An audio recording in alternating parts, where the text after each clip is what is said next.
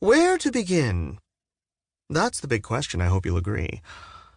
You, me, where do any of us begin? Face it. An ill-judged wink across a crowded dance floor invites a lifetime of school bills. An inebriated fumble in the dark, on the playing field, in the cloakroom, gets the same job done just as well. Even you, hearing this, you might be the product of a case of mistaken identity that wound up in the maternity ward. I'm not judging. Judging is your job. You'll have to reach a verdict after all the evidence in the case has been presented. That's how it works. Off we go. The pistol cracks, jump-starting a spirited, high-heeled lunge from the starting blocks as we jostle for position in the human race, digging in for the long haul. And what starts as a spirited marathon sprint winds down over decades until it's a 100-meter medicated crawl to the finish line. That's what you'd say if you were trying to be clever, I suppose. Lucky me. I don't have to try. I've got the front stalls and balcony eating out of my handbag most nights. I can bat an eye, purse my lips, and bring the house down like a drone strike any night of the week. Tonight happens to be a Wednesday. Like yours, truly.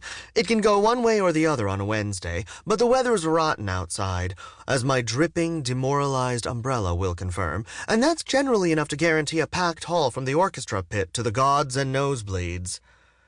So, if you ask me, and on the clear understanding there's nobody else here in the dressing room, you may as well take the plunge.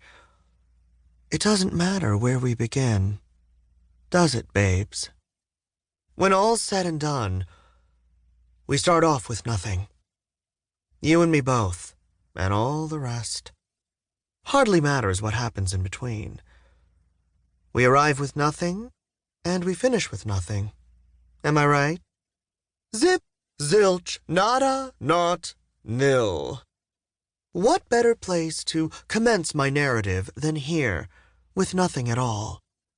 At ground zero. What makes me so certain I've got nothing, you may ask? I can tell you it's because I know for sure I've got nothing to lose. If you're already asking yourself, how long can she go on and on about nothing? Settle in. I've only just gotten started. Nothing is a blank canvas, you see. Nothing is a mirror waiting patiently for an anticipated reflection to show up.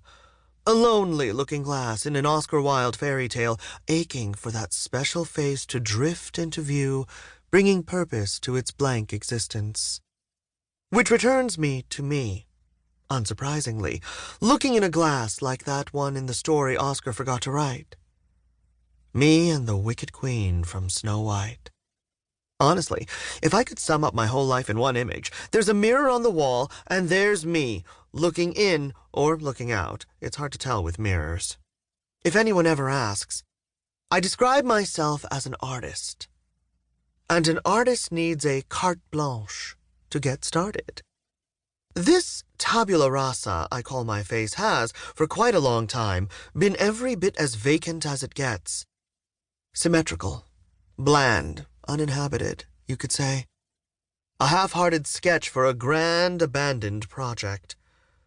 Even these reluctantly accumulated lines and folds and cracks appear to me as if they'd much rather be somewhere else. Livening up an Etruscan vase in a museum, or adding texture to some moth-eaten rolled medieval tapestry.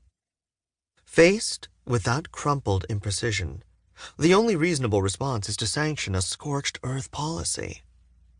Vietnam, the Gulf, Afghanistan, Agent Orange. Edit out the errors, blitz the flaws, illuminate the trenches with color and contour.